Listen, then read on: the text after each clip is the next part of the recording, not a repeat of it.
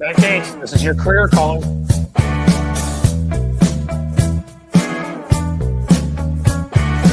Matt Gaetz, line one. This is law enforcement calling.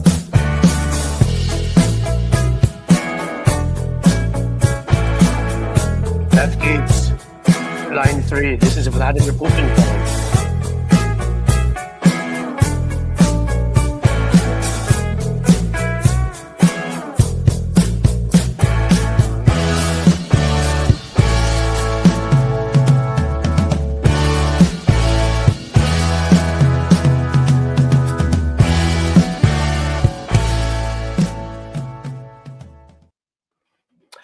Hello there. Interesting news today. Welcome again from the Queen City, the Radio City, and welcome to the party. Well, folks, a line we all thought that we would never hear before has been said. Matt Gaetz has pulled out. It's the first time for everything. Yes, Matt Gaetz's attempt to become our Attorney General has been aborted. His throbbing anger, his breathless ineptitude, and his just downright silliness has failed. We talked about this a lot. Matt Gaetz is a person who is well hated among Republicans as well as Democrats, and there are institutional forces that were lined up to stop him. This is why I had recommended a little while back that we just have Democrats get up a la Animal House and march out. Just walk out. Have a press conference ready, have a camera ready, have young women who've been victims of assault ready, and destroy him. Do what Republicans would do. Don't worry about precedent and collegiality and all these things. Those are not synonyms for fascism. So what you do is you destroy him. But the key is you destroy him when you walk out to a camera, because you tell him you're not going to even dignify this man with a hearing. Why would you? You're not going to give somebody who has never tried a case before, or is being investigated for numerous felonies, who's a security risk. I mean, there's a million other things. Remember when he broke into the skiff and he exposed some of our secrets potentially? Do you think the man's not had conversations with Vladimir Putin to be called? The guy is a risk, and he's a terrible human being in so many ways. Oh, I forgot the drunk driving. They should have come out with a big poster of that. But this is just a sort of entree. The overall point here is we can win, and we did just now. And we don't even have to do anything. In fact, sometimes it's better if we don't. I got attacked by some people on the left for this, as I tried to explain. You see, there are still divisions in the Republican Party. There are still a couple of people that have a little bit of dignity. In the Senate, I'm mostly thinking of just Lisa Murkowski. Again, Susan Collins will put on her shocked face and often do the wrong thing. But none of Mitch McConnell tells her to do the right thing. And in this case, I think he did. Mitch McConnell is not our friend. He is an enemy of democracy. He's an enemy of decency. He's an enemy of all that is good. But the truth of the matter is that when King Kong and Godzilla fight, you just kind of let them fight, don't you? Maybe even encourage it, right? Maybe chuck a little bit of chum in front of both of them, hope they attack each other. And that way you get a shark show up and maybe a battery. And then Donald Trump comes. Okay. So what have we learned here? We can beat these guys. There are all these divisions within their own party. And if you learn politics and you learn how to win, you do it by helping to divide those that are already divided, anger them at each other, find the issues that tear them apart, find the personal things that tear them apart. Stop being nice. And again, there are a number of Democrats in the House who've learned this lesson, but we need a party transformation quickly. We need to all get on the same page as our loudest Jasmine Crockett's and Eric Swalwell. We cannot have people who are just sitting there sort of saying, oh, well, we'll give him a hearing. No hearing. He's not qualified and he's a criminal. No hearing for Peter Hegseth with his Nazi symbol on his arm and his rape. No hearing for RFK Jr. Thinks if you use Adderall, you should go to prison for 10 years. And thinks that Jews are uniquely somehow immune to COVID. And thinks that, I guess it just was reported to the government. Our own government started doing it. And we can go on and on. It doesn't really matter. In the end, he's a lunatic. Oh, and by the way, there's also Tulsi Gabbard, who we've been hearing about for years and her connections to Russia. Again, and there'll be more like that. Look, some of them like Marco Rubio and Stefanik and others are going to get through. And old gravel pit herself. She doesn't take, she's not too busy taking Cricket 2 electric boogaloo to the gravel pit to put it into her head. She'll be Homeland Security. But we can divide and we can win. And this is how you do it. You fight hard and then you know when not to fight hard and let them fight each other. So that, my friends, is all I got to say for today. Well, all I have to rant for today. And now we can get on to the business of, the business of discussing all of this. I think our friend Tony is going to join us in a little bit. And I have a guest who is going to join us, who's been a very smart Democratic communicator. And he's been a communicator on everything from human rights to gun safety to the Innocence Project, the Innocence World, which is something that is sort of after my own heart. I was on the board of the Ohio Innocence Project for about 7.5 years. I think we freed, and we being a big group, small cog in that, about 20 something innocent people over 1,000 years or so they'd served. So we should be joined by John Hudson mid-hour, who has done all of this. But we are joined now by that Ozarkian Polish wonder, the kielbasa of the world. The eighth wonder of the world. The eighth? The Ozarkian kielbasa. I wouldn't put me as the eighth. Don't give me that much credit. You know you're just going to inflate my ego. I'm at least like 12th on the list, right? There's got to be a few more before me that are wonders. Yeah, I believe that. So I just did my rant on what you'd expect. I don't think you would hear it, but you may have liked. I had to go take a leak in the women's bathroom. So. Oh, that's right. Well, I'm actually going to do that a lot from now on, but not in normal, not in just regular spots. I'm going to make sure to go to purposely conservative spots. Like I'm going to go to all the local Baptist churches because I assume they support Republicans. I'm just going to walk in and use the women's room. Gotcha. We'll see what happens. I've only got a few minutes, but what subject were you ranting about? Well, I my opening line was, that we actually just saw something that we thought we would never see. Matt Gaetz pulled out. There's a first time for everything, Tony. Well, I actually believe that Matt Gaetz probably operates on the pull and pray method. I would say that that's probably what he does. And then if it doesn't work, then he just goes to plan B, probably is what he would do, even though he seems to be against smortion, if you want to call it that. But he clearly would not be. I talked about that too, by the way. I talked about the fact that, sadly, I think due to his throbbing anger, his attempt at being AG. Why are you making him phallic? You're making him phallic. It feels like everything because he's a rapist. I mean, I don't know. Okay. Well, there's that. I thought a man who seems to think about nothing but ways to prey on women and is just sick. God, I want to say that word. I thought that I would. I won't say it because I'm on your show. I think I slipped up yesterday with one F word. I don't know. I already screwed myself, I think. Oh, did you really? Well, what I said was I was talking about RFK Jr., that bastard, and I said something that rhymes with Movid, which is something that he didn't believe in. And you know how they nail you here for that. So you gotta say he's he's pro-germ. You gotta say he's pro-germ. That's what I usually say. He's pro-germ, or he doesn't like the flu shot, or something like that. Right. Something to get the point across without the YouTube knocking on you.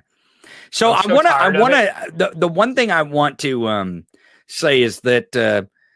I'm glad that even though the left kind of distracted from this conversation yesterday that has really culminated into Matt Gaetz withdrawing because he was threatening Republicans and threatening Republican safety of the Nancy Mace thing. I want to talk about that for a second since I was joking about going taking a piss. And I went through this on my show, and you guys can go watch that again. But the way that they bait our side and they bait us into these WWE storyline things. Of course, if we know that, which we know that now, we could take advantage of that. And, I want to see Sarah McBride, because Nancy Mace wouldn't put biological on a sign on top of the women's restroom. What I want to see is a picture of Sarah McBride standing in the men's restroom at a urinal, hiking up her skirt, taking a leak in the urinal. That's what I want, just to show them. I would love it. Just to show them who No, but it's not just to show them you get how to play this game. Right. Which is, and look, I let myself get baited into it in times last time around too, but I think more often than not, instead of getting angry, I just mocked them. Right. So someone like Megyn Kelly would make a remark. It wouldn't even matter what she said. I just would say to her, as long as you make sure your doors are locked in case Black Santa Claus comes down the chimney. You may remember she infamously got fired from NBC because she said Santa Claus and Jesus were both white, and that going in blackface was okay. You mock them. You just have fun with them, and you do stuff back to them. Nancy Mace is one of the most cretinous characters that has, I mean, she even distinguishes herself among the people who were there. She was one of the people, like the ones who ended up voting for impeachment. I remember Pete Meyer was one of the others that on the day of January 6th went on the news and condemned Trump and said how horrific it was and a threat to our democracy. She originally ran as a moderate, and she did what it reminds me of Stefanik, who also was a complete moderate. I use the words, I described her as an attention whore, is what I described her as. But she's an attention whore via MAGA, via doing things to purposely own the libs, to get in people's faces. And so the way you respond to that is, if you try to respond to that by playing on a level, thank you, by the way, Todd Ogsfaken. Is there something I'm missing there? Because there's got to be something cool. Todd Ogsfaken. I'm probably, that's it. I'm going to be demonetized just for saying your name. They're baiting you. They're baiting you to say their names so your broadcast gets demonetized. You guys are going to put more names up like that just to screw with me, jerks. You jerks. Thank you for the gifted. Thank you for the gifted membership. And the original one that was given to me earlier, I will have to find that I put up on the screen while I was doing. Just a reminder for the future. The first 5 minutes, I'm going to jump in and do my thing. So if you want me to do a shout out for you, I can't do that. They're always in the starred column, by the way. Do you see live and then starred? You see starred? All of them are right there in that starred column. Look at that shit. They automatically go as we're going live. We're gonna do it live. We'll do it live. That's how we do it here. That's Bill O'Reilly. So M. Simpson, new member. Thank you. Okay, Tony. But again, back to the imagery of Sarah McBride absolutely owning them, where she's in the men's bathroom. Like, hey, if you want me to pee in the men's bathroom, fine, I'll pee. I am here to represent the people of Delaware, no matter where I have to take a leak. Whatever it takes for me to represent them, I will do that. And I will prove to you that I am willing to do that. And she just goes into the men's bathroom like Nancy Mace wants her to, because that's what Nancy Mace wants her to do. Remember, Nancy Mace wants her to walk in, hike up her skirt, whip out her big old dong, do a big old dong contest with these other Republican congressmen, because we know they're like that, and stand at the urinal and take a leak. That's what she wants. Give it to her. Give it to them, and let them freak out online that a woman is standing at a urinal with a bigger package than the Republicans. They're not happy, as many people have pointed out at Blue Sky, lately. Hey, look, Mr. WW, thank you for the gift there. And I assume you'll be up to your usual self arguing with other folks in the comments. So you'll make it lively and fun. Yeah. But I do very much appreciate the gift and your being here. The truth of the matter is that all these sort of MAGA types have been trying to come over to Blue Sky because with so many folks having left Twitter, and studies have been done on this, right? That the vast majority of right-wing trolls suffer from some sort of antisocial personality disorder, narcissism, sociopathy. A lot of them are classic sadists was the thing. They enjoy making other people suffer. So you don't let them make you suffer. You laugh at them, which is what my response has always been, is to laugh at them, enjoy, and again, I've screwed up sometimes and let them get to me. I'm not saying I'm perfect, but the thing you can best do is laugh at them and then do the thing that annoys them. Don't even respond. This is how I always took debates too, which is if I went out debating a Republican on TV, they could say whatever they wanted, and I would just dismiss it with something along the lines of the Black Santa remark with Megyn Kelly. I'd be like, oh, look behind you, it's Black Santa, run, and just mock them, and then I would start insulting them. Don't take their point seriously, because it's not being said by a serious person. So you need to communicate that, I don't care what you say, Nancy Mace. Here, watch this, and hike it up, and just make her lose it. Now, I don't know that Sarah McBride. The problem is, obviously, I'm sure she's a serious person. She's a serious person. I'm sure she's a terrific person, and she was going to represent her people. But we do have people, and again, this is not the Congress I'd want. This is the Congress we have. This is not the politics I'd want. But we are here.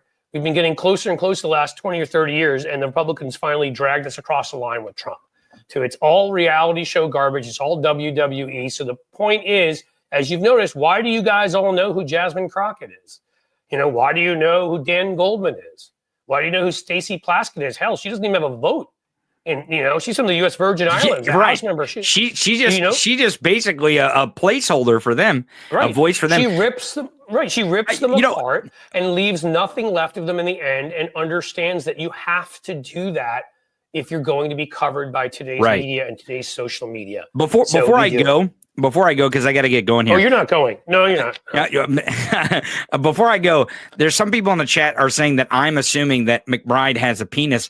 I'm not assuming that. That's not me. That is them making the assumption. That's why Sarah McBride should just let them make that assumption, and she should play the storyline off that assumption. We should play the storyline off that assumption. That's what is infuriating me about the left right now, is they don't understand that we are being baited, and the proper way to be baited is not to have an argument about the facts. Listen, facts mean if you go Nancy to this election, Nancy Mace cares. nothing. Yeah, Nancy Mace doesn't care anything about facts, or that you have your facts and you're going to tell her the facts. She does not care about that. The thing that she cares about is the storyline. That's all she. It's WWE. It's WWE. You go out. You basically go after. You go after her. Like in a personal way that is something she takes pride in, or you just respond with the thing she did. So what you said, first of all, I'm not expecting anybody to actually show their privates, which I don't know if that's legal on purpose anyhow. So it doesn't really matter what Sarah McBride's got right. We don't care. Right. I don't give a shit if she does or does not care less. Imagine now standing next to standing next to like a toilet in the women's bathroom, hiking up her skirt and winking at the camera. It would drive them freaking nuts on the right. And the other thing too, I do want to say right before I go, because I'm from the country. Okay, I'm from the country, and as Chipmunk Milk, I'm from dumb fuckers them. I've gotten a passport to there before and been through. It's nice. Well, it is nice. It is nice. But as Chipmunk Milk, who is her birthday today, so happy birthday, Chipmunk Milk. Happy birthday, Chipmunk Milk. As she pointed out, that country girls know how to stand up and take a leak. They can stand up and take a leak. I've seen it before. I've witnessed before where I'm from. So it is a thing that. Whereas I'm a city boy and we know how to sit down. Cliff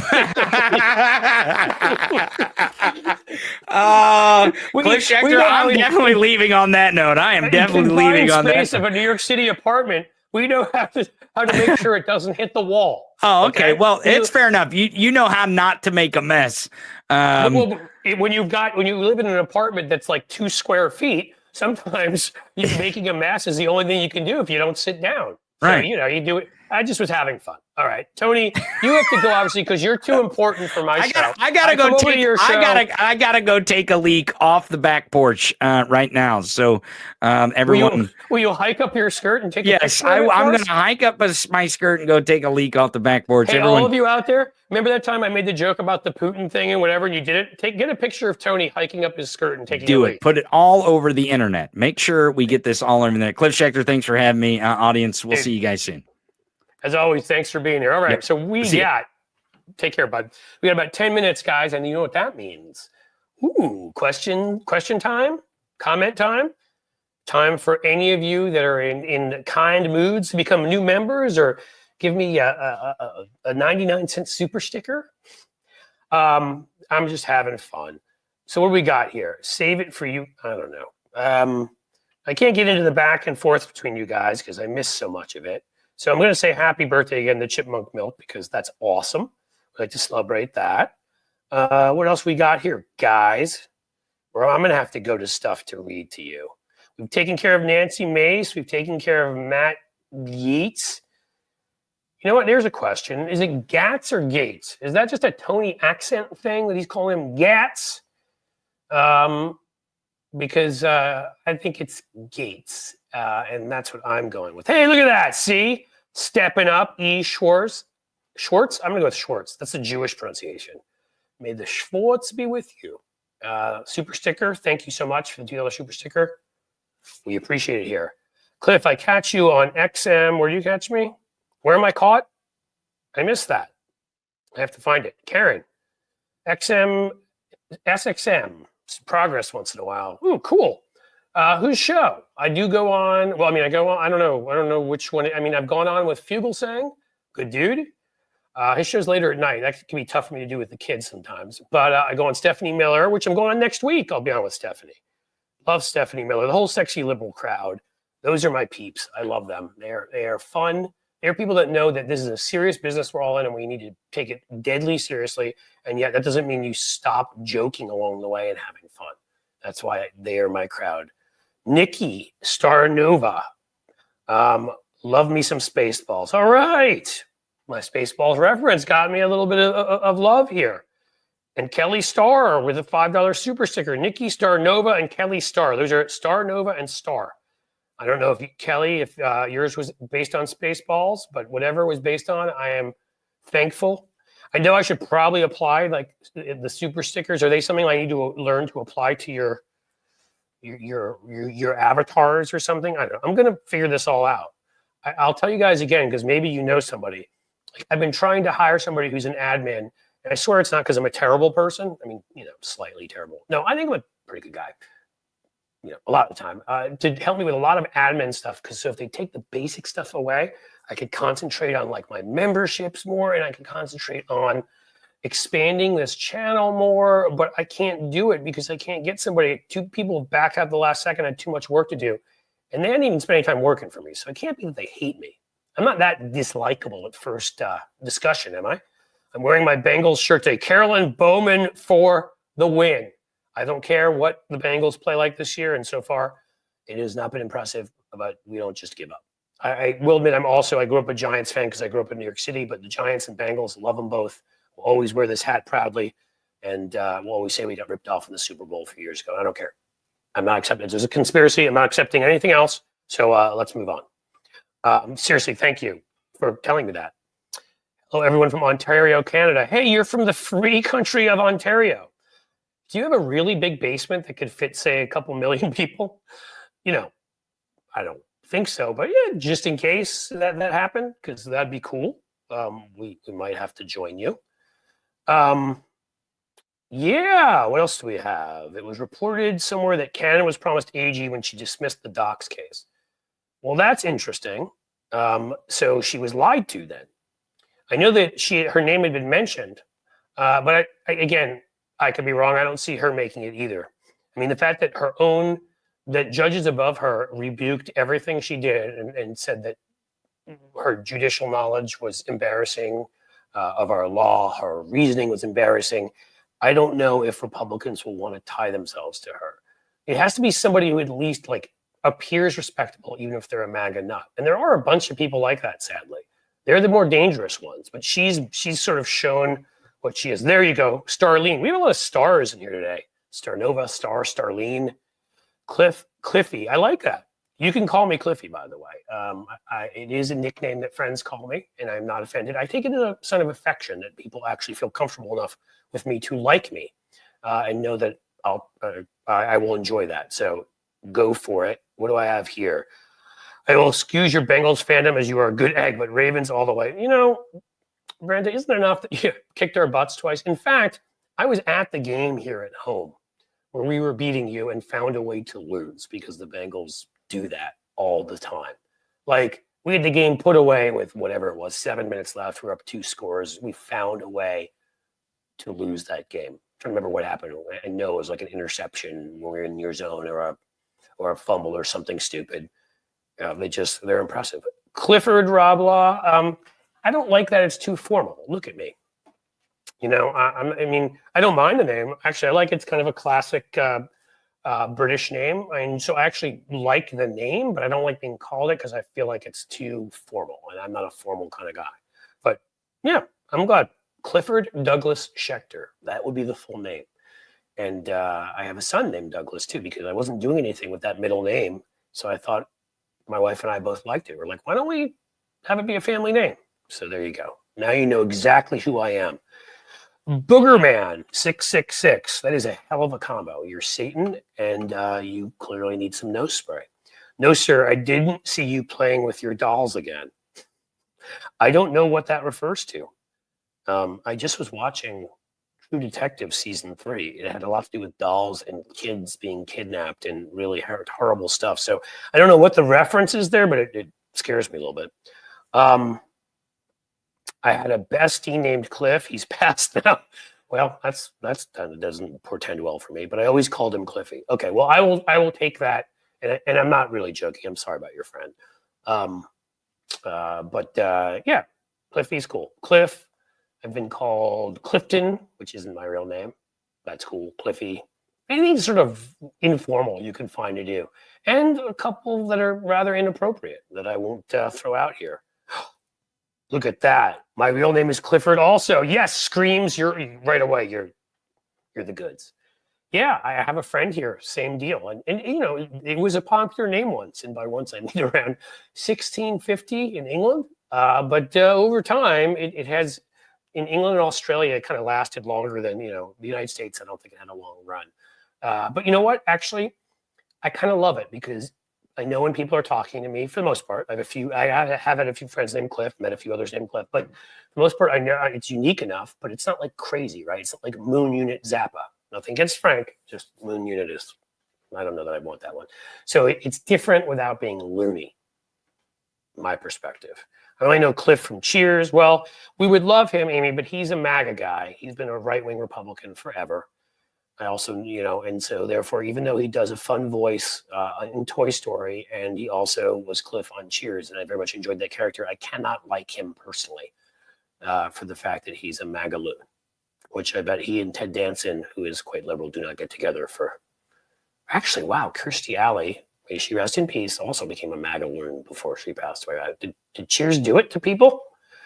That was my favorite show, by the way, for years. You know, there's some others that have surpassed probably now, but back in the day, man.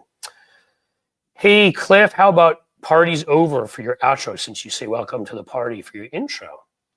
Could do that. So I'll tell you where the references come from. I mean, obviously, welcome to the party. A lot of people brought up Die Hard last time as a Christmas movie. That is where I get that line from. I'm a huge fan of film. And if you guys are cool with it, I am going to expand here the way we were talking about the Bengals. This will be, you know, politics is the majority of what we do, but we're talking about, you know, I see people talking about Ratzenberger and Alley were MAGA loons. Sadly, E. Schwartz, yes, they were. And you know, I do love film. I love music. I love sports, especially rock and roll. So these are things we can discuss here. But I will answer this. I just am sad. I feel like I'm missing so many chats here quickly. When I say the sun sets slowly, the ending, the part there, as the sun sets slowly in the west, I bid you a fond farewell. Any of you ever saw an early movie written by Tarantino called True Romance? A little bit violent, but I think actually one of his best movies, outstanding. Christian Slater and was it not Rosanna Arquette? What's her, the other one, her sister.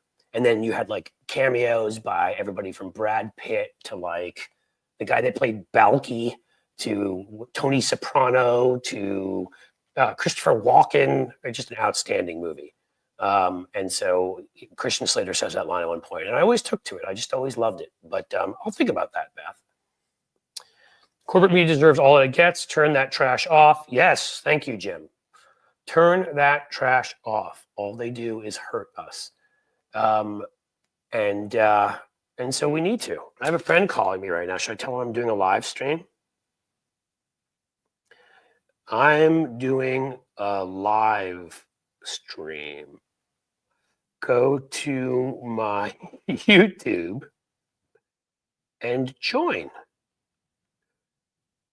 I'll call later. Let's see if that works. Jasmine Crockett going to wipe the house floor. Kim, PHR Guru, you are correct. That is going to happen. And thank you, Jim, for calling us, for shouting us all out. As I've said to you, Jim, and I'll say again, I should have reached out to you in the middle, in between these things. But for me, folks, if you can subscribe to my YouTube, youtube.com, and it's just a simple @cliffs_edge. That was the main place I'm sending folks. Secondarily is Blue Sky, which I'll get, or Jim or I will throw out a link in there. That's the Twitter-like app I will be on for the most part. And otherwise, any new members we love, because I really am going to build that out and make it so there's a whole extra section there. I just need an admin if somebody can help me. What else we got here? Look at that. There you go. Cynthia Rice hooking me up. And we are, I haven't looked, but we're about 3,800, 37, 3,600 away from 100,000. It all changes then. YouTube actually decides you're a real person when you get 100,000 subscribers. Apparently, I get my own marketing person who I get to set up appointments with. We'll see how that goes. That'll be cool. Oh my God, it's John Hudson. I didn't even see him. He may have been there for like years. So I'm going to stop goofing off on all of this stuff and invite in the one, the only, the talented. Uh-oh. Can we hear you okay? Yeah, can you hear me? We can. There's a little background noise, but I'm okay with it. You guys okay with it? You got to be okay with it. John is worth anything that he can offer us. So I don't know. I could go on for like a year with Jonathan Hudson's resume. Suffice it to say, he has participated strongly and been a huge part of the effort to lessen gun violence in this country, to fight for international human rights, and also for the innocence of those who end up convicted and are innocent. I was on the board, the Ohio Innocence Project here for over 7 years. That's a huge issue to me. I worked with Everytown for Gun Safety and actually worked with John at Brady campaign doing some stuff. So guns, huge to me. And my background's in international affairs and was just doing a big project. Thank you for the super sticker, JD Christie. A big project on trying to stop an ethnic cleansing in an independent part of where they had ethnic Armenians. And sadly, it didn't happen as badly as we thought it would, which is to say still it was bad and people were forced from their homes by Azerbaijan the day after their kleptocratic a-hole leader, Aliyev, met with a guy named Vladimir Putin, which is shocking to you, I'm sure. But John and I have all the same passions with this stuff. So talk to us, man. What do you think about Matt Gaetz getting his let me say this first. I theorized it would happen from the beginning, and my whole play was it is not going to be because of any one Democrat. The Democrats should get up a la Animal House, walk out, refuse to participate, maybe sing My Country 'Tis of Thee on the way out like they did at Animal House, and let Republicans fight and say, hey, you guys all supported Donald Trump, a criminal. You voted for him. He, of course, has nominated somebody just like himself, a sexual predator and a criminal, or at least in Matt Gaetz's case, an accused, an alleged sexual predator. And, well, he is a criminal. He's arrested for drunk driving. He's not qualified for the job. He's an unserious candidate. He is a scandal-ridden candidate, and he is being currently investigated for serious crimes. We will not even take part in this process. Have fun. Enjoy. That's what I would have done if I were them. I'm going straight out to a huge mic with other women who have been victimized by horrific men by him. A nice big poster of his mugshot when he was arrested for his DUI, and I would have spoken. That's what I would have done. But I digress. I kick to you. What do you think? Well, what I know is that Trump was not playing 3D chess with his pick of Matt Gaetz to be his attorney general. In fact, when the decision was made, his own chief of staff was sitting in the back of the plane. She didn't even know that Gaetz was under discussion because they had talked about a short list of possibles. Gaetz was not on the list. He didn't tell his own chief of staff. He gets off the plane and announces on the tarmac, my pick is Gaetz. This is not 3D chess. So stop worrying about, oh, did he pick Gaetz knowing that Gaetz would be rejected so that his other picks would look better by contract? No, Trump is not putting any level of reflection into who he nominates other than who looks good on Fox TV, who will lick his boots, who is totally loyal to him. And, you know, what was discouraging. So well said. Thank you. Well, what was discouraging is that, you know, many Democrats treated this as a fait accompli. You know, as if Trump is a God king, that whatever he declares shall happen. And, you know, many of us were saying, not so fast. Justice rides a slow horse. Let's let this thing play out. Let's be in the fight. Don't give up the fight prematurely. Don't obey in advance, fight with all you have. You can resist. You can organize an opposition. One thing that was disappointing, and it's still disappointing to me, is that no Democrat member of the House Ethics Committee has invoked parliamentary procedure to simply read the Gaetz ethics report into the record. You could do that. It's I did a rant on this, just so you know. Yep. Yeah, Go ahead, have John, the I'm First sorry. Amendment right, to do that. Just read it into the Well, and record. they have the protection though deserve too, to know right? this. They have the protection of the speech. We had David Waldman on the other day, who, I know a lot about congressional procedure because I studied public policy, but he is the gold standard. And the debate, the speech and debate clause, it protects you. You can get up and read this. It protects you. Yeah. Right. You're a member of Congress. From the what are they beginning, going to do? You're advocating as a member of Congress for the public's business. We all have the right to know this information.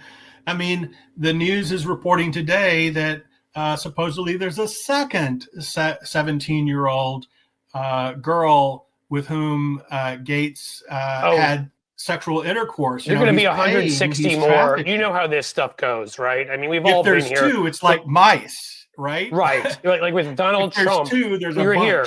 No, right. Well, I mean, I don't want to compare women to, it used to cockroaches, clearly. So, but it used to be when they said in New York, I'll compare rapists to cockroaches. How about that? There you go. They used to say if you saw one or two, there were 100. Well, if there's a rapist scumbag who's raped one or two women, you can bet that if he's done it twice, recidivist behavior. It is recidivist behavior, and there's a ton, especially with abusive men. And there's more of it, so a lot more will come forward. But that's why I said from the beginning. First of all, the all of society, the agreeing ahead of time. What is that? No, you stand up and you fight ahead of time, and you send the exact opposite message. We're going to grind everything to a halt. We're going to make everything hard. We're going to make everything slow. You're going to have to fight your way through molasses to get anything you want through here. And we're going to build up our immune system right now while Joe Biden is still in power. So I said, I'm glad he's putting on all these judges, but I don't know if they're doing some of the other stuff, but people should be getting pre-pardoned who've been threatened. We should be having people appointed to executive positions, on sub-cabinet positions that don't have to be voted on. Hell, if there's a treaty out there, sign it. Anything you can do with just the Senate or the president or just the president, do it. One thing you mentioned about pardons, I'd like to hop on that. Biden campaigned on the idea of eliminating the federal death penalty, which is a scourge on society. It's been shown that innocent people have been convicted. You know that through your work on the Innocence Project. But even people, who were guilty, found guilty of crimes, I would argue, they still have human dignity. They still have human rights. And the death penalty is an irreversible sanction. We get it wrong all the time. There's a disproportionate number of Black and brown people on death row, and we have such a racially biased and inaccurate and flawed justice system that at this point Biden should make good on his campaign pledge to eliminate the federal death penalty.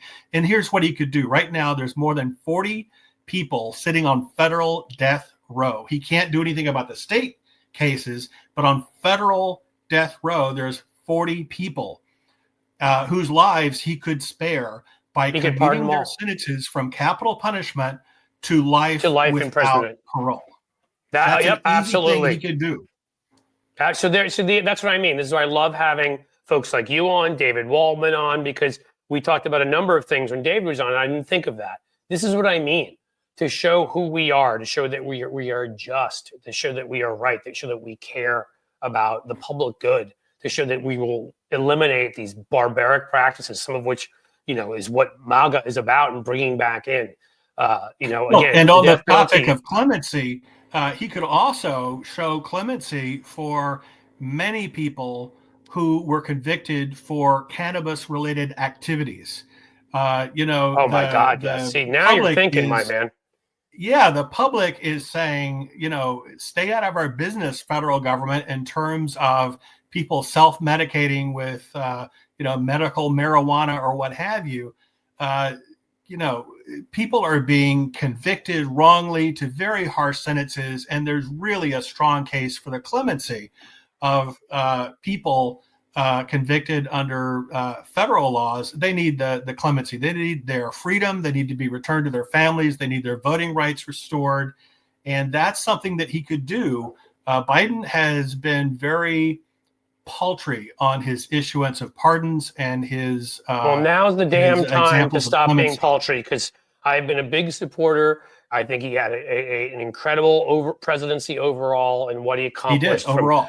From the stimulus bill on to the infrastructure bill, where he used what Republicans needed to bring them along, because they needed some projects of their own. I always point out how I live here in Cincinnati. We are connected to Kentucky. Mitch McConnell couldn't get anybody to fix a bridge or two that were falling down. So you knew Mitch wanted that to happen for his wealthy, donors in northern Kentucky, there's a whole bunch of them there. So I mean, Biden did a lot of that stuff brilliantly.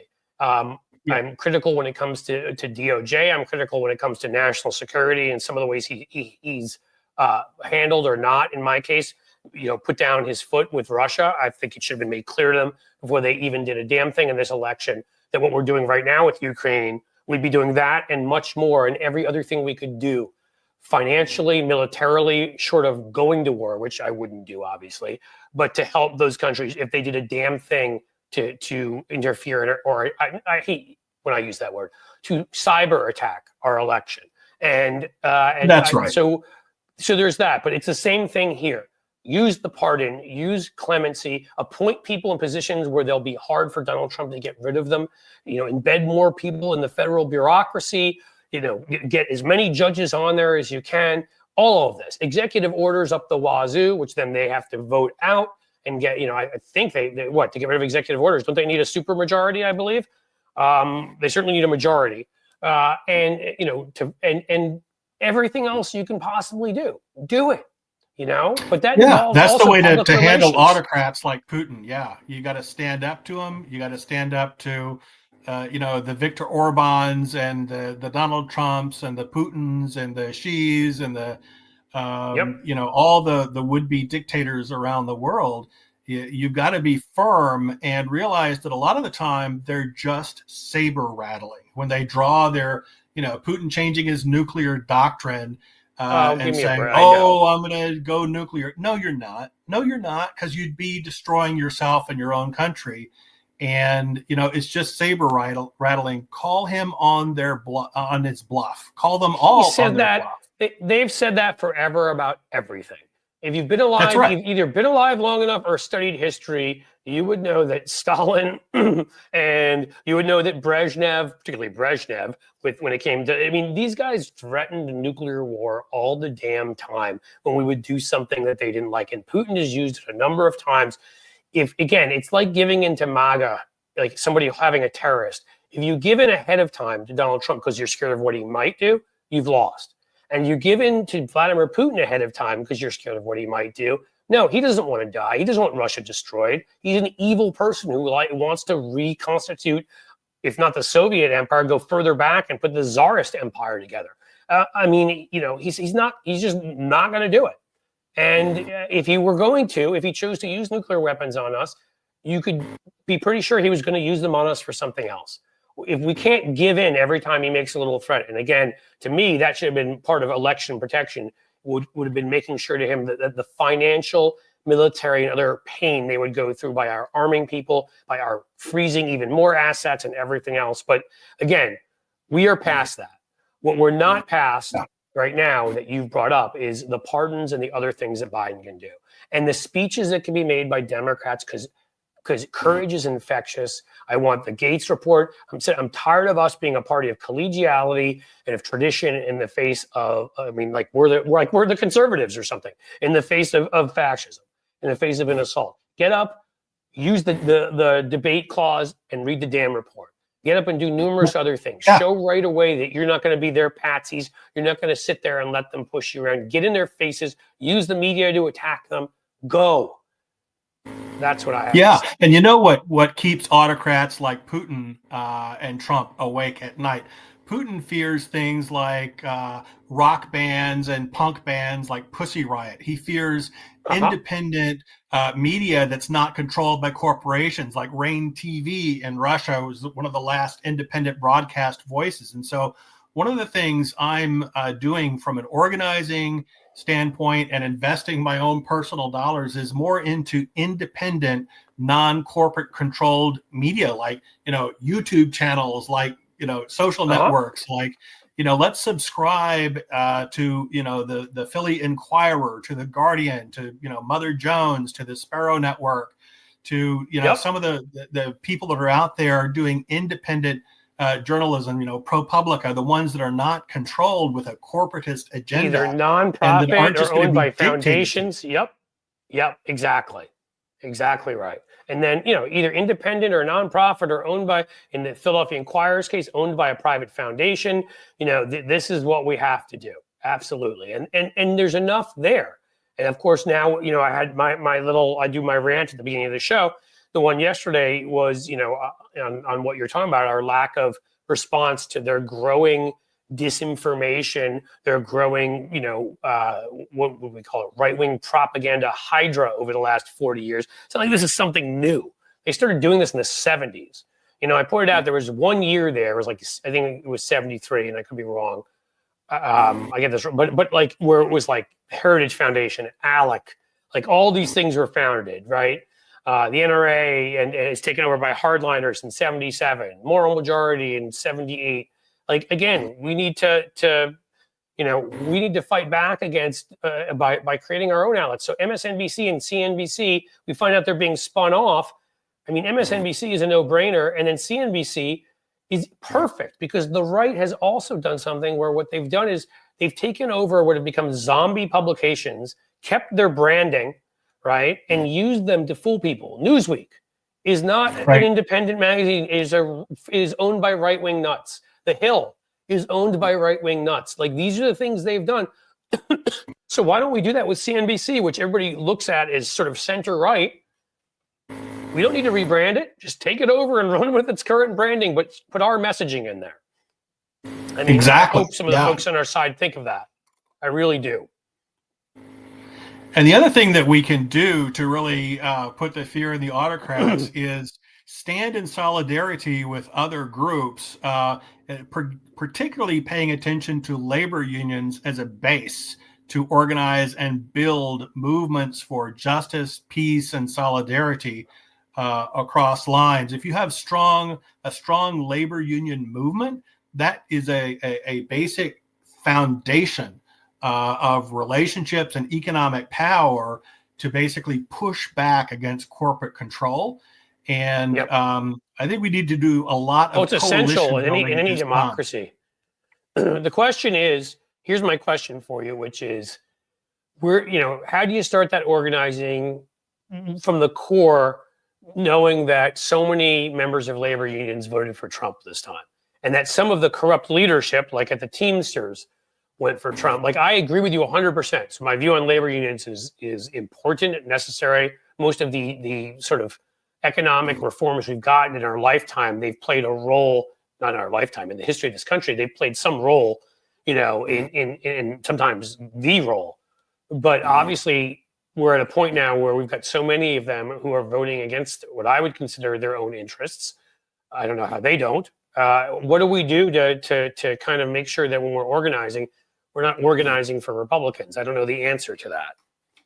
Well, realize there's often a difference between the base, the rank and file leadership of the labor unions and the people at the top deciding, oh, we're not going to make a nomination. Oh, we're going to go play nice and speak at the Republican convention. But the rank and file membership and some of the locals will depart from that and say, no, we as the local have a different opinion, and realize it's not monolithic. They don't have the support of most of their members in endorsing Trump or withholding the seal of approval for Harris and Walz. I think Harris and Walz are much more in step with what the average of course they union member is all about economically. But that's again another reason why we have to build coalitions and work in solidarity. Work with them stand with them on their picket lines, and then invite them to stand with you at your protest too. And we need to be kind of cross-pollinating the different movements, because really, it's the idea is the one big union. It's one big fight in the sense. No, that's the way I see Martin it. Luther King saying injustice anywhere is, a threat to justice everywhere.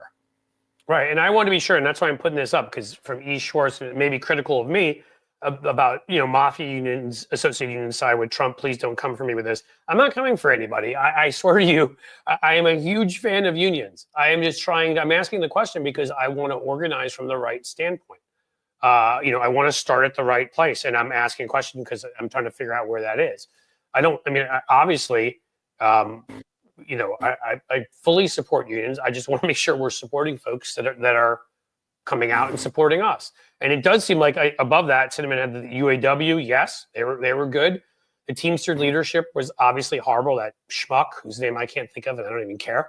And a lot of local Teamsters ended up supporting in states and localities ended up supporting Harris. So again, I'm not condemning all of unions. I'm saying, if we want to expand upon union power, I'm asking the question of where we start to make sure that we're expanding the power that will fight for economic rights, because unions are essential, and unions obviously have always been a key part of economic fairness. So they're necessary. So with any movement, you have to demand accountability of the leaders. If there's corruption, you have to root it out. You can't just say, "Oh, this is a sacred cow. We're not going to touch it.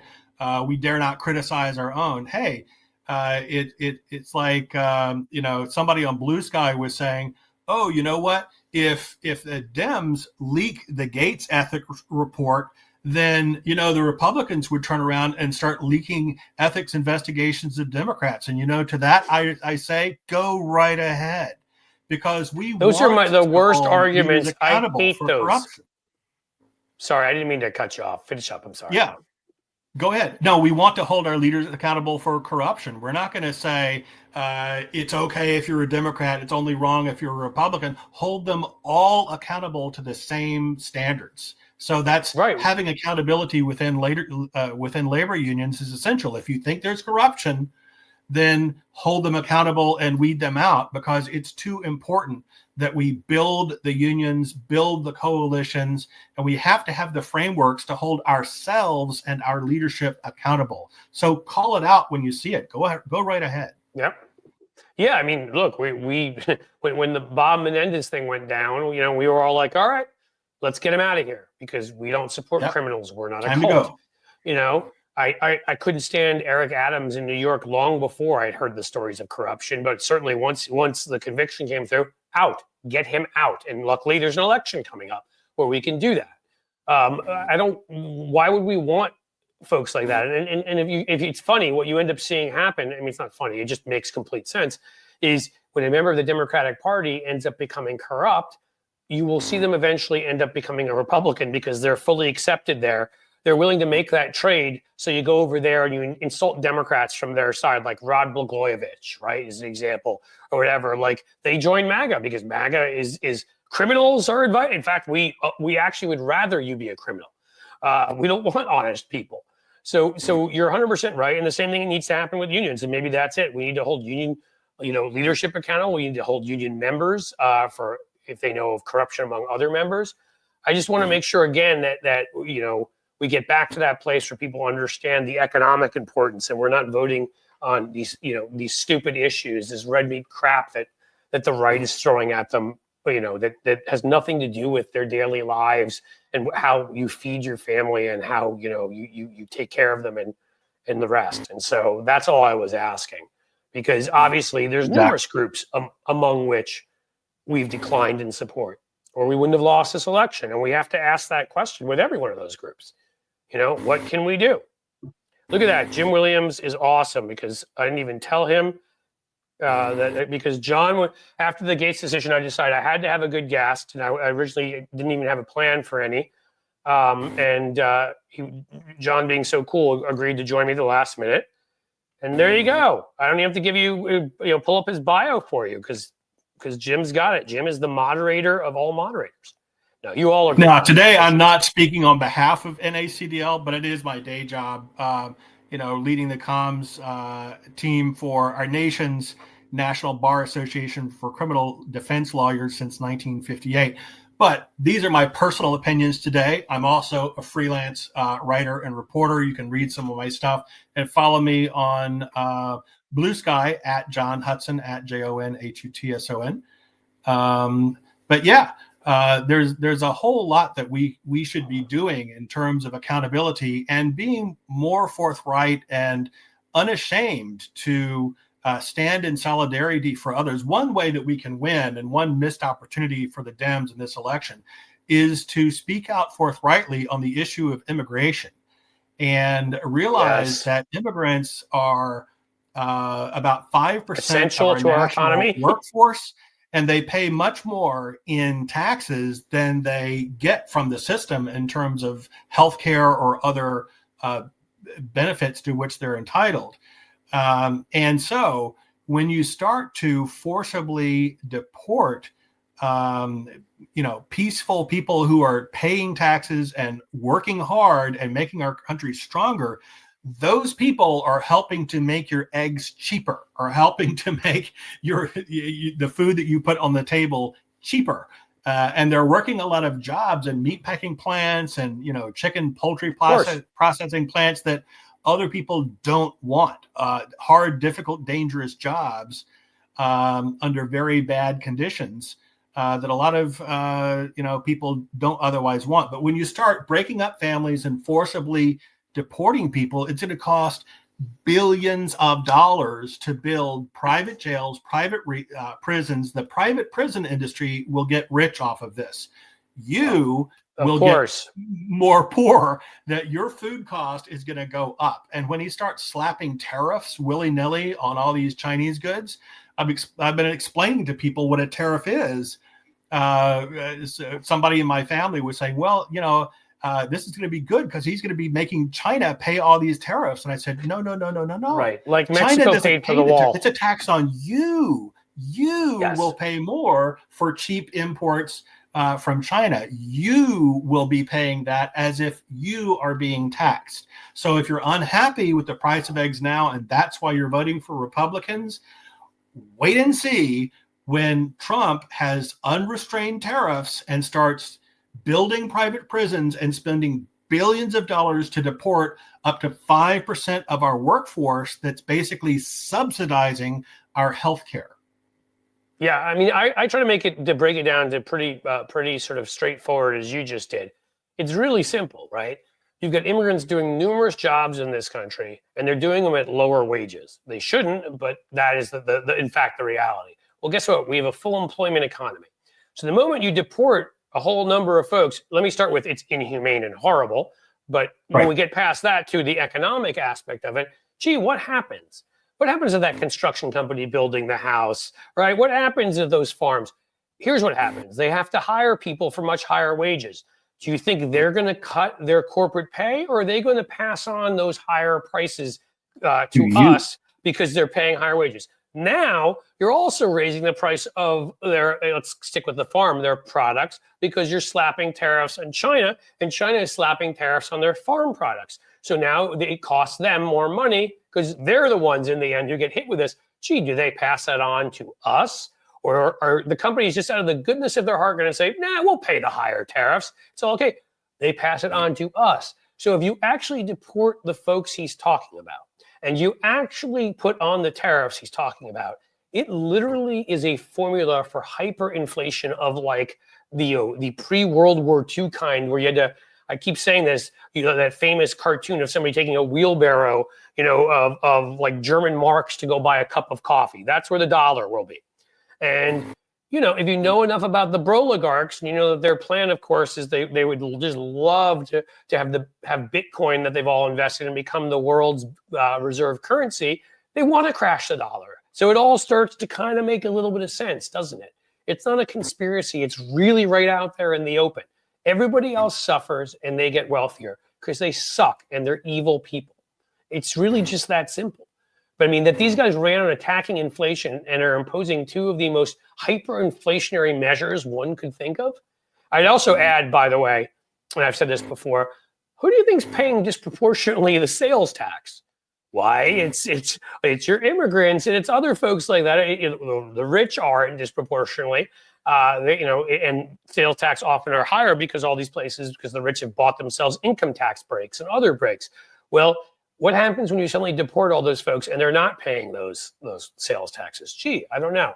Well, if you're not paying those, and the local areas that benefit from having them from infrastructure suddenly have to cut the government budget and cut what they're doing in infrastructure, cut the benefits they're giving you. What do you think that does to the economy? Stagflation.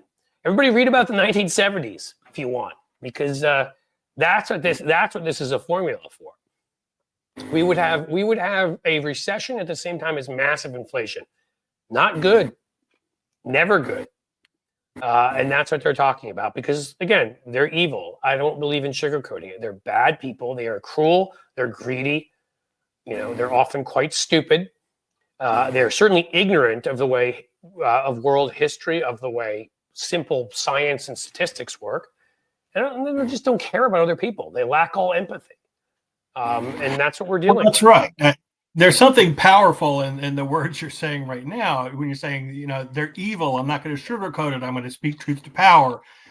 Part of how we reclaim our power is using simple communicative vocabulary, naming things and calling things what they really are, which is a reason to tune out of corporate media, which tries to equivocate and pretend everything's normal. There's two sides. Let's hear all the sides. No, there's not two sides to raping underage women and then being nominated to lead the Justice Department and the FBI, as if being a rapist and a sex trafficker is a qualification for that office. There's not two sides. That's evil and non-evil. Right. There's not a debate to be had here. So we just have to call things what they are and be reality-based.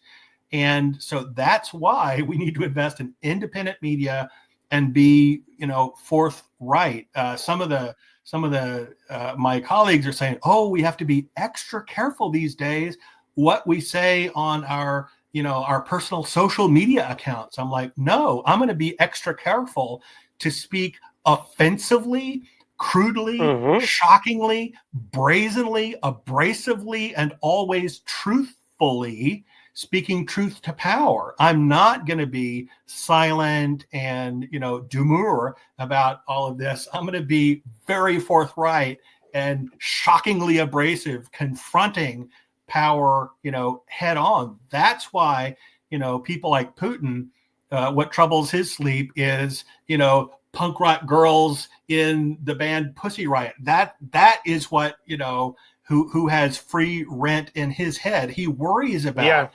people spreading memes and graffiti and rock songs and poetry and, art and stenciling and, movement. He hates that kind of organizing that communicates to regular people in a very direct and visceral way. Perfectly said. Any kind of organized dissent, especially that communicates to people in a very simple way to explain to them who their leaders are, how awful they are. And again, no sugarcoating. No, I'm obviously the same way, but I've been offensive about who they are for a long time now. So I don't know that I could. I don't know that I can get worse, but I can try, John. I'll try. The only reason I cut down. The only reason I've cut down the curses on this show and I try to get people not to curse as much is because YouTube demonetizes me when I do that, which is frustrating as hell, because I used to start these shows. These folks could probably tell you here a month ago, I used to show any one of these shows, I probably dropped about 20 F-bombs, but then I looked and I'm like, why are they telling me I'm only partially able to get ads on my show? And I'm like, ugh, you guys really were going to play this children's game like we have the FCC here? Okay. We have to act like children, and so I try to find ways to creatively curse and creatively say things that they won't pick up on. And I succeed sometimes and then I fail sometimes. My last show fully monetized. The one before, they caught me. So you never know. But yeah, the key is whatever words you use, No, no obeying in advance, no accepting their narratives, no accepting their lies. Again, they're going to try to get in your head and mix you up. It's not just going to be lies in one direction. There's disinformation floating all around. So you're not supposed to know what way is up and what way is down and what the hell's going on. That's when they win. And so you get demoralized and just kind of give up. That's what they want. Yeah. That's when they win. And realize there's a time for dialogue.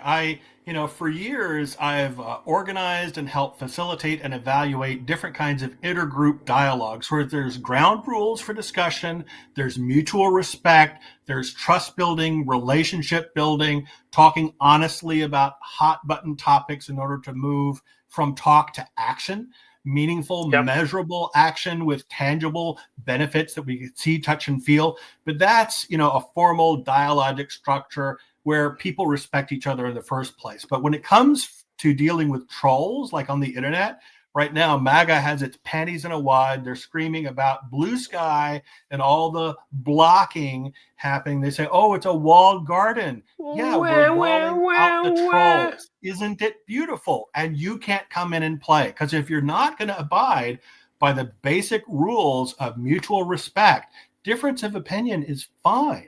That's encouraged. We need to talk about our differences of viewpoint.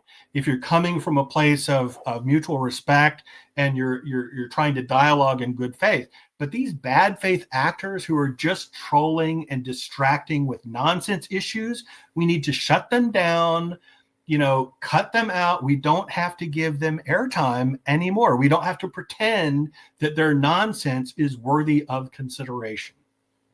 Yeah, I mean, you always, the rules are, right? I mean, there's an old line, don't feed the trolls. But you don't, the way we would say it in politics is you don't give oxygen to something that otherwise wouldn't have it. And that is a decision people have to make, you have to figure out. So there were people who would say, oh, don't give Donald Trump oxygen. My response would be like, he has it already. They're going to report what he says. So you have to understand the difference. Some Twitter egg with 2 followers who attacks you, you block them, or, if you block them, ignore them, do whatever you do. But wasting your time arguing with them gains you nothing and gives them visibility. If it's somebody on the right who already has visibility, that's different. Those are people that I will take on, because then you're in a battle of ideas. If somebody already has hundreds of thousands of followers or whatever it might be, or is in political office, or is, one of these right-wing influencer morons, little incel, I won't go to what I wanted to say there, then you do take them on and you do take them apart. But in general, there's nothing wrong with one. In fact, nothing wrong. It should be, as I said to people, do I say to myself, hey, I want to go out and have some nice Patron on the rocks tonight. I want to have a nice drink with a few people. I'm not going to invite my 5 friends. I'm going to invite the 5 people I hate the most in the area here, because that's what you do. That's what I would do, right? No, the fact that you want to go to Blue Sky and be around like-minded, I don't know, moral, well-adjusted people who don't have psychological issues, social problems, self-loathing, don't hate other people. Gee, why would you want to do that? I mean, I shared when I was talking about the other day, I mean, Psychology Today, you can go just look it up. I should bring it here just to share it at some point. Did a major study. It was a bunch of 5 years ago. I remember when they did it on, I think it was actually, they took 2 major studies, large studies on online trolling. And they all found the same thing. And most of them are coming from the far right, right? The sociopathy, narcissism, antisocial personality disorder, and even the biggest one, sadism, were like off the charts. They said that for the people that troll and sadism, they were almost like mirrors of each other. Virtually almost every one of them has that personality disorder, taking personal pain in other people's suffering. So why wouldn't you block them? I enjoy it, and it just shows you they need us, because that's all. And that's why Tony was on earlier, and he was talking about how you don't let a loser like Nancy Mace, who's just an attention whore, get up there and do what she's doing to try to attack Sarah McBride. You don't react angrily. React by mocking her. React. If I were Sarah McBride, I would. I mean, I find ways to react in ways that get her upset. But don't play into her game. Don't let her get you angry, because she falls. That's what she's trying to do. That's what they're all trying to do. They need us because they're nothing, because they're empty husks. They're soulless. So unless they feel, honestly, they feel like nothing unless they're ruining somebody else's life. So the fact that we're just blocking them and going on with this community of Blue Sky that we're enjoying, they can't stand it. Because you know what's happened at Twitter? They've all started fighting with each other. You know, because that's, again, I'm going to repeat this theory every day I have to. I believe in messaging.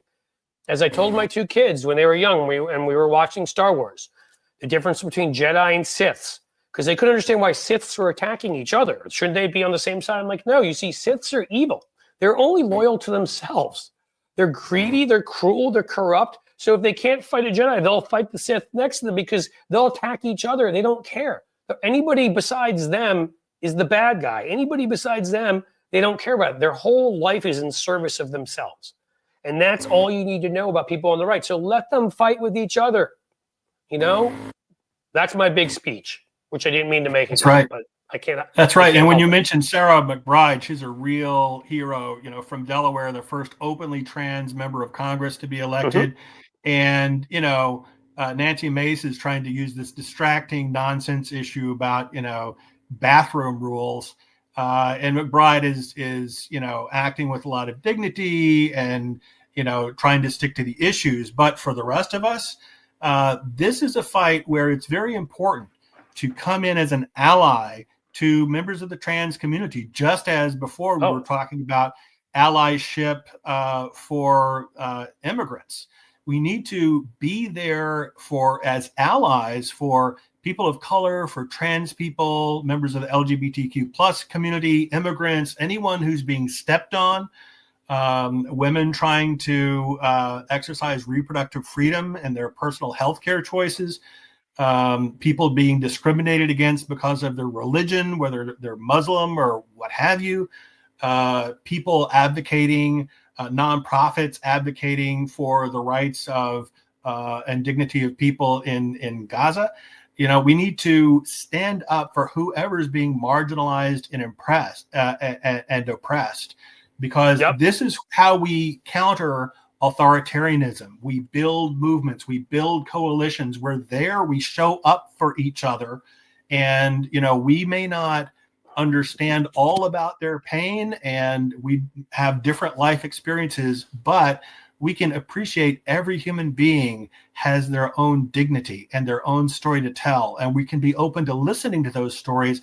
We can be open to amplifying their voices and help them reach larger audiences and show solidarity with them. If you look throughout many of the civil rights struggles, you know, it's often the people like members of the trans community who get stepped on first. And if we lose the fight there, then, you know, the autocracy and the domineering spreads. So we got to defend people at the margins, bring the marginalized voices into the center. Everyone stand together. I mean, that's the whole theory behind it.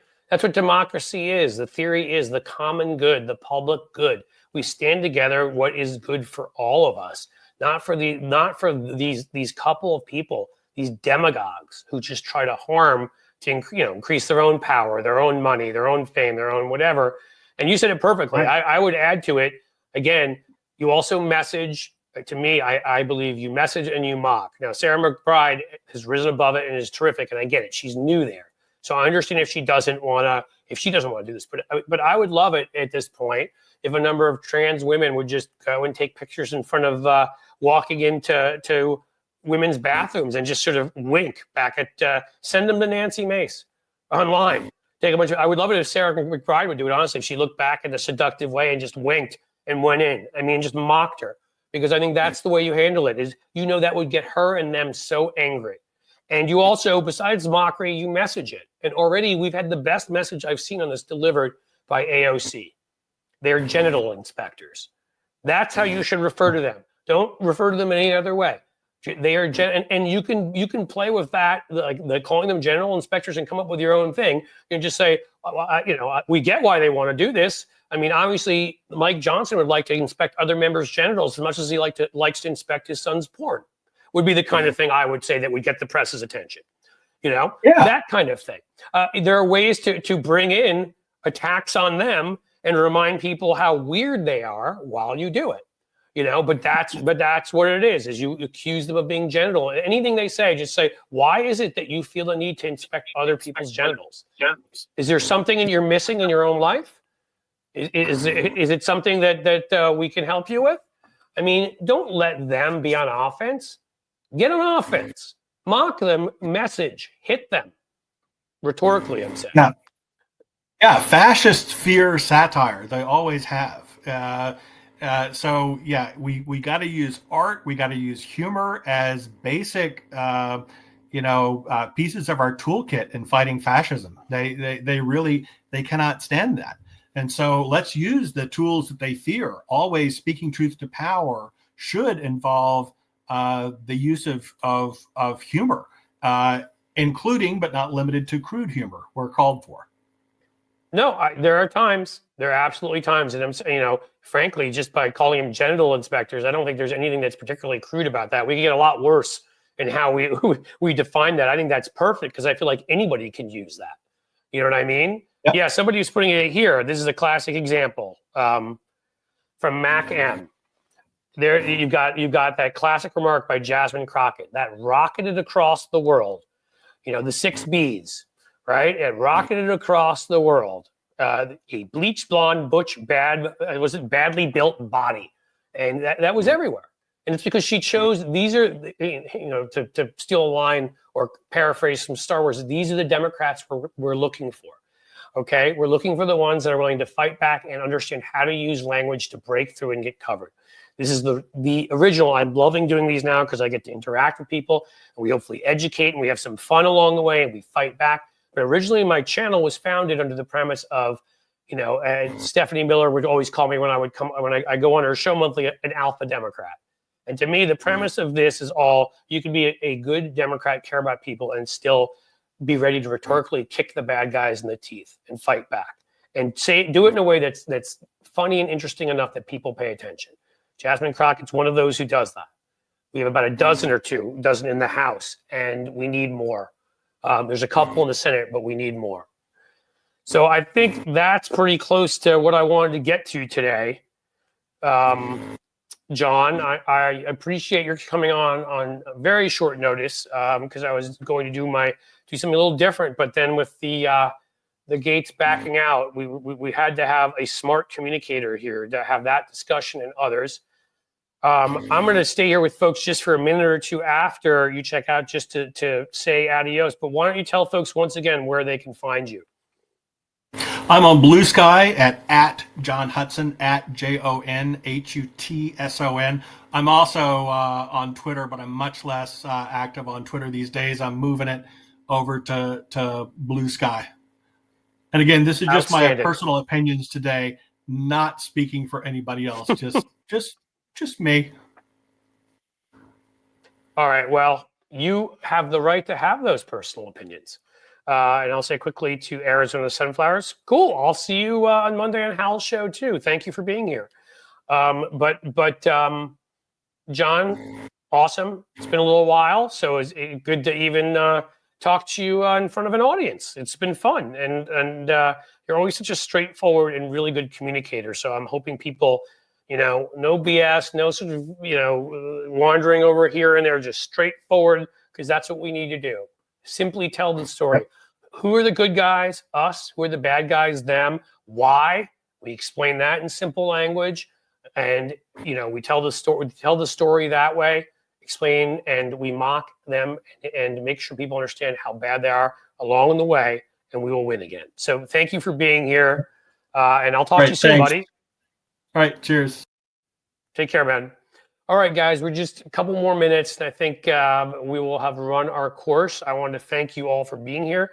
I missed a couple of our folks while that was going on, and Tony taught me this neat little trick.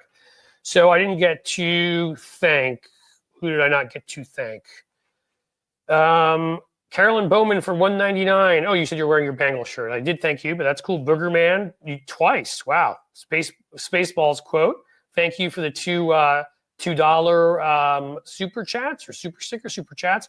JD Christie, we got that. Mr. Stoner, 2 dude. All right, Mr. Stoner, $2 for Cincinnati Cliff. C-Bus in the house. We love our Columbus. We have our Hell is Real soccer tournament, which we can explain to everybody else next time. RD Hooten, a new member. Thank you. New members are awesome. And Kim, PHR Guru, for two different $2 donations. Biden should do more. Stop Trump by Immunity Act. I've said that a number of times.